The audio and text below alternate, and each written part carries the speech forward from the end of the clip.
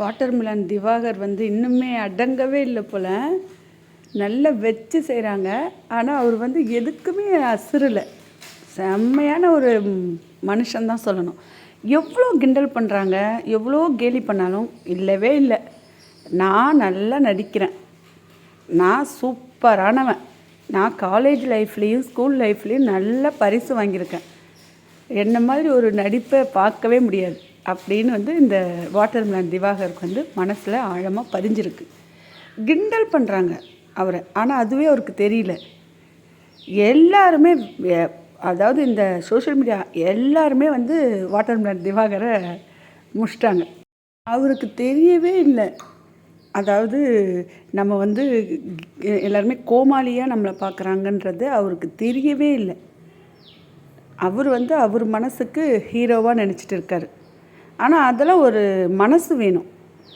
நம்ம வந்து இல்லை சிலர் சொல்லுவாங்க தெரியுமா, நம்மளை கேலி கிண்டல் பண்ணும்போது கூட நம்மளுக்கு ஒரு மாதிரியாக இருக்கும். ஆனால் அதையுமே பெருசுப்படுத்தாத நான் இப்படி தான், நான் வந்து ஒரு கதாநாயகன் தான், நடிப்பு அரக்கன்தான், நடிப்புக்கு நான் தான். சூர்யாவுக்கே இவர் வந்து சொல்லிட்டாரு. சூர்யாலாம் எங்கே இருக்காங்க, திவாகர் வாட்டர்மெலன் திவாகர் எங்கே இருக்கார்?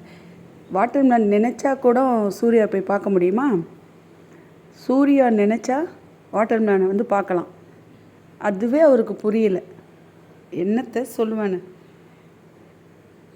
நம்ம வேலையை பார்ப்போம். கனவா புட்டு சூப்பராக இருந்ததுங்க. ஒரு நாள் ட்ரை பண்ணுங்கள். ஏன்னா எப்போவுமே ஒரே மாதிரியே செஞ்சு சாப்பிட்றோம்ல, கொஞ்சம் வித்தியாசமாக சாப்பிடுவோம். நான் வடை போடலான்னு பார்த்தேன். வடை போடுறதுக்கு எண்ணெய் இல்லை, அதனால் மாற்றியாச்சு. இப்படி பண்ணி சாப்பிடலாம் அப்படின்னு சொல்லிட்டு, எது நம்மளுக்கு கிடைக்கணும்னு இருக்கோ அதுதான் கிடைக்கும். ஆனால் நான் வந்து பிளான் பண்ணதே வடை போடணும் அப்படின்னு தான் நான் வந்து பிளான் பண்ணினே. எண்ணெயில் பொரிச்சு எடுத்தலாம் மசால் வடை மாதிரின்னு. கடைசியாக பார்த்திங்கன்னா நல்லா கனவா புட்டாக ரெடி ஆகிடுச்சு. ரசத்துக்கு நல்லாயிருக்கும். இந்த கீரைக்கு பார்த்திங்கன்னா கொஞ்சம் கசப்புத்தன்மையாகிடுச்சு. கீரை வந்து கசக்கிடுச்சு, ஏன்னு தெரியல. அதாவது சிறுபருப்பு கொஞ்சம், வாழைப்பூ, கீரை 3 போட்டு, வெங்காயம் பச்சை மிளகாய் போட்டு நல்லா குக்கரில் 2 விசில் கொடுத்து நல்லா பசையாக தாளித்து சாப்பாடு கூட சாப்பிடும் போது கொஞ்சம் கசப்புத்தன்மை வந்துச்சு. எந்த கீரையிலேருந்து கசப்புத்தன்மை வந்துச்சா, வாழைப்பூலேருந்து கசப்புத்தன்மை வந்துச்சான்றதுலாம் தெரியல, ஆனால் கசக்குச்சு.